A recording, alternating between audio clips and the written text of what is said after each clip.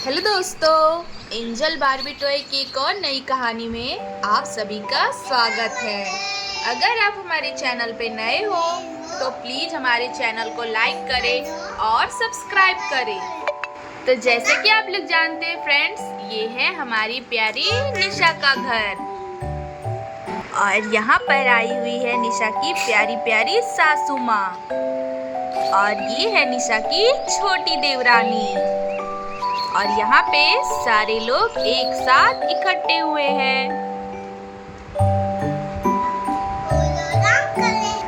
तो चलिए आइए जानते हैं आखिरकार इनमें आपस में क्या बातें हो रही है।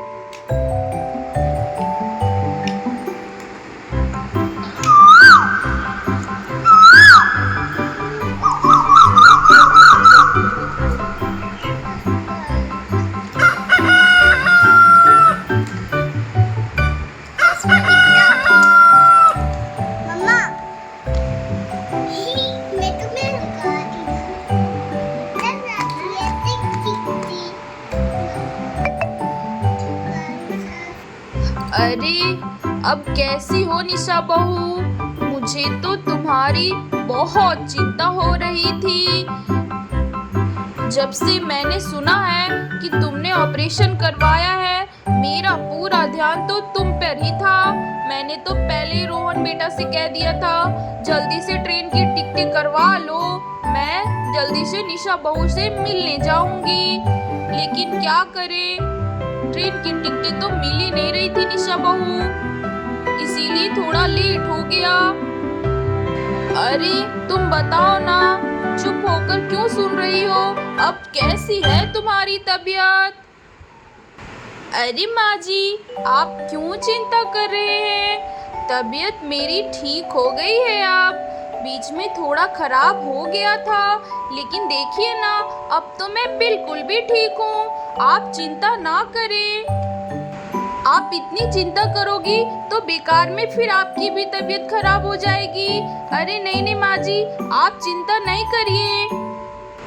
अरे चिंता कैसे न करूँ बहू, तुम आखिर मेरी बड़ी बहू हो और इतनी प्यारी हो, तो तुम्हारी चिंता नहीं करूँगी तो किसकी चिंता करूँगी मैं? तुम भी ना ऐसी वैसी बातें मत किया करो, मुझे कुछ नहीं होने वाला है अभी। अरे अभी तो मैं पूरे 100 साल जीऊंगी, तुम लोग तो बिल्कुल भी मेरी चिंता ना किया करो। अरे देखो देखो, तुम लोग ही देखो और बताओ अभी क्या मुझे कुछ होने वाली है?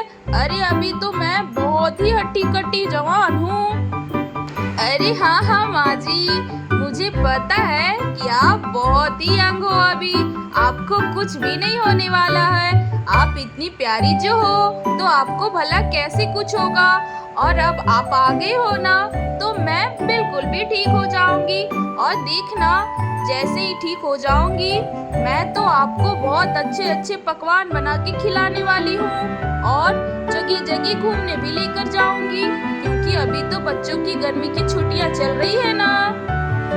देखिए ना, जब से बीमार पड़ी हूँ बिल्कुल भी अच्छा नहीं लग रहा है, बस ऐसे ही बेड पर पड़ी रहती हूँ। अब थोड़ा ठीक हो गई हूँ ना, तो अब बिल्कुल भी घर में रहने का मन नहीं करता है माँ जी। अब तो लगता है थोड़ा इधर उधर घूमूं। अरे हाँ हाँ दीदी, अब हम सब आ गए हैं ना, आप बिल्कुल भी चिंता मत करिए। आप तो अभी भी आराम कीजिए, मैं हूँ ना, मैं घर के सारे काम देख लूंगी। आपको कुछ भी करने की जरूरत नहीं है, आप तो बस आराम करो। आपको पता है दीदी, जैसे मैंने और माँ जी ने सुना कि आपकी ऑपरेशन हुई है, हमें तो बिल्कुल भी वहाँ पे अच्छा नहीं लग रहा था। बस लग रहा था कि कब आपसे मिलने आ जाओ। और रिद्धि और सिद्धि भी बहुत परेशान थी। वो तो कह रही थी मुझे तो निशा आंटी के पास जाना है, निशा चाची के पास जाना है, निशा चाची के पास जाना है। और देखिए आ गए ये लोग। दीदी आप तो पहले से बहुत कमजोर हो गई हो, अब मैं आ गई हूँ ना, अब तो आपको रोज अच्छे अच्छे पकवान बनाकर खिलाऊंगी और देखना एकदम तंदुरुस्त कर दूंगी। अरे हाँ हाँ छोटी बहू, तुम तो बिल्कुल सही बोल रही हो। देखो ना निशा बहू कितनी कमजोर हो गई है। तुम तो अब बस अच्छे से इसका ध्यान रखो। देखो मुझे इसकी बहुत चिंता हो रही है, तो बस इसका अच्छे से ध्यान रखो और इसे अच्छे अच्छे फ्रूट फल और कुछ अच्छे से कुछ बनाकर इसे खिलाओ। देखो तो कितनी दुबली हो गई है। अरे माँ जी, आप बिल्कुल भी चिंता ना करें, अब मैं आ गई हूँ ना। देखना दीदी एकदम अच्छी हो जाएगी, एकदम अच्छे से ध्यान रखूंगी इनका मैं। अरे अब आप सब आपस में बातें ही करते रहोगे या फिर कुछ खाने के लिए भी बनाओगे? अरे ट्रेन में इतनी देर हम लोग सफर करके आए हैं और वहाँ अच्छा खाना भी नहीं मिला। मुझे तो बहुत जोरों की भूख लगी है। सिया, तुम जल्दी से जाकर कुछ अच्छा सा खाना बना ले आओ सबके लिए, फिर हम सब अच्छे से खा लेंगे। मुझे तो बहुत तेजों की भूख लगी है, मेरे पेट में तो बहुत ज्यादा चूहे दौड़ रहे हैं, है ना भाई साहब? अरे हाँ छोटे, तुम बिल्कुल सही बोल रहे हो, भूख तो मुझे भी बहुत जोरों की लगी है। अरे जल्दी से कुछ खाने के लिए आप लोग बना लो ना, बहुत जोरों से भूख लगी है। और बच्चों ने भी सुबह से कुछ भी नहीं खाया है, उन्हें भी बहुत भूख लग गई होगी। अरे हाँ, रुको ना, आप लोग क्यों चिंता कर रहे हो? आप सब बैठो, मैं अभी झटपट से आप लोगों के लिए कुछ अच्छा सा बना कर लाती हूँ।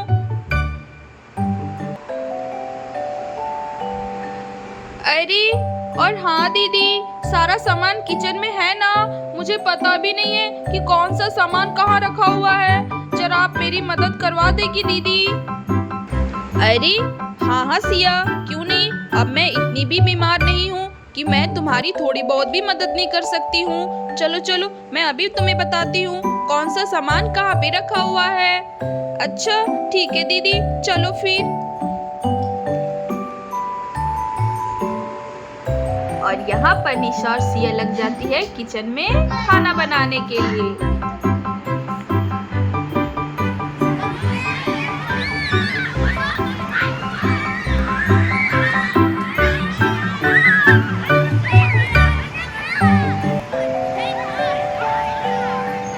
अरे चलो, ये सब देखकर तो मुझे बहुत अच्छा लग रहा है। मेरी दोनों बहुएं और दोनों बेटों में कितना प्यार है। दोनों देखो तो कितने अच्छे से मिलजुल कर काम कर रहे हैं और बातचीत भी कर रहे हैं, और बच्चे भी कितने खुश लग रहे हैं, आपस में घुल मिल गए हैं। ये देखकर तो मुझे बहुत ही अच्छा लग रहा है। चलो अच्छा हुआ कि टाइम निकालकर जल्दी से यहाँ पर आ गई, नहीं तो पता नहीं क्या होता मेरी निशा बहू को। अब लगता है कि वो थोड़ी ठीक होते जा रही है। चलो अब थोड़ी सी चैन की नींद सो लेती हूँ। इतने दिनों से चिंता से मुझे नींद भी नहीं आई थी। अब थोड़ी देर आराम कर लेती हूँ, जब तक ये लोग कुछ बना रहे हैं तब तक।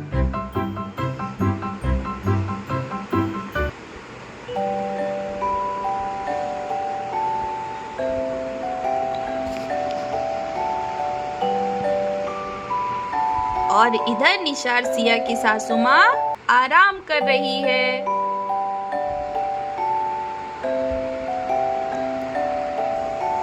अरे राहुल भैया, हमें तो आपके घर आकर बहुत ही अच्छा लग रहा है। कितना सुंदर है आपका घर और कितना बड़ा भी है। आप हमें पूरे घर में घुमाओगे ना? मेरा घर तो इतना बड़ा है भी नहीं।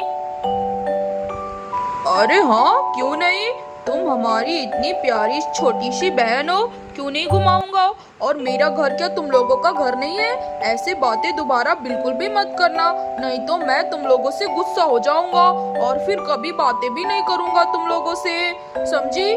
तुम लोगों को जरूर घुमाऊंगा अपना घर, और घर क्या पूरा शहर घुमाऊंगा तुम लोगों को, बहुत ही अच्छा लगेगा तुम लोगों को।